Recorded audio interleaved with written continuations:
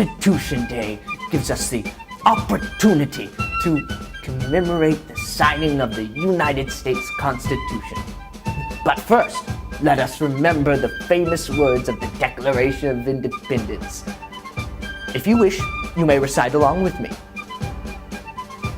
We hold these truths to be self-evident, that all men are created equal, that they are endowed by their Creator with certain unalienable rights, that among these are life, liberty, and pursuit of happiness, that to secure these rights, governments are instituted among men, deriving their just powers from the consent of the governed. These famous words from the Declaration of Independence express the freedoms that the Constitution holds for all of us. But in 1776, there was more work ahead. The colonies were fighting for their independence from Great Britain.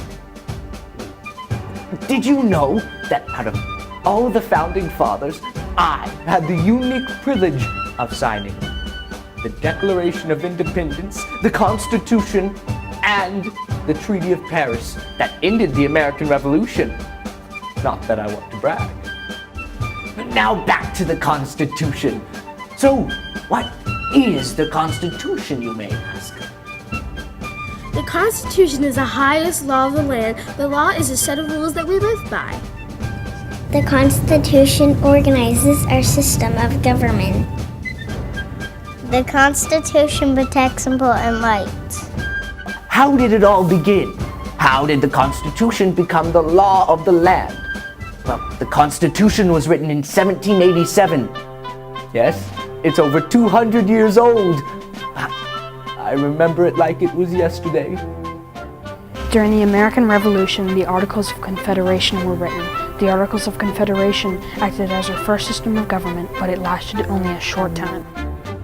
After some time passed, many people thought changes should be made to the Articles of Confederation because the national government had weak powers.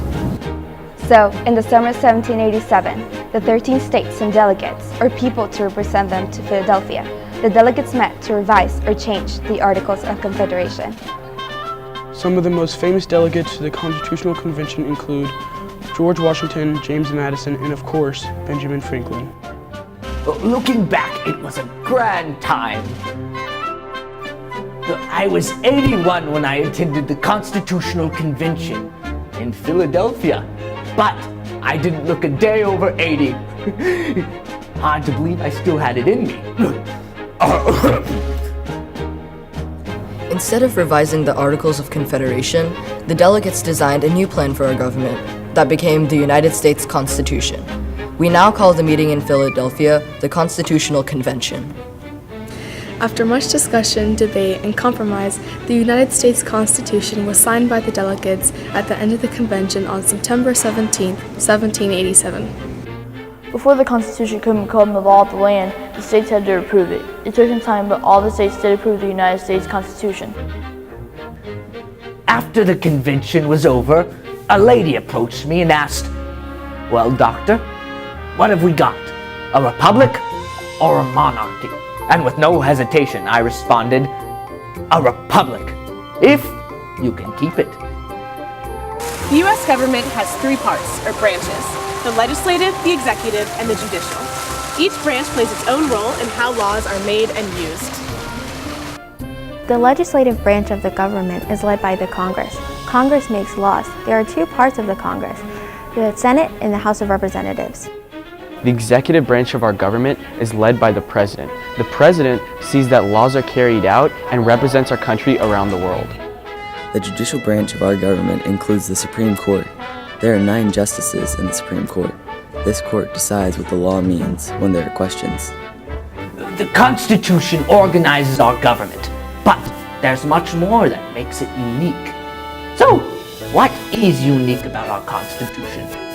The Constitution is the oldest constitution in the world and has lasted over 200 years.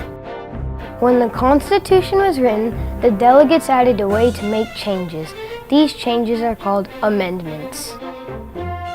The Bill of Rights was added to the Constitution in 1791 as a set of amendments to protect our rights and freedoms. Freedom of speech and religion are examples of rights that are protected in the Bill of Rights. These freedoms allow you to speak for yourself and choose your religion. The amendment process makes sure that the Constitution will last for ages. Since the Bill of Rights was added to the Constitution, many other amendments have also been added. The last amendment, the 27th Amendment, was added in 1992. Some of the most important amendments are about the right to vote. The 15th, 19th, and 26th Amendment are all about the right to vote. Remember, this is an election year, so many people will soon vote in the presidential election. Our Constitution is very special. It protects our freedoms and rights, such as life, liberty, and the pursuit of happiness.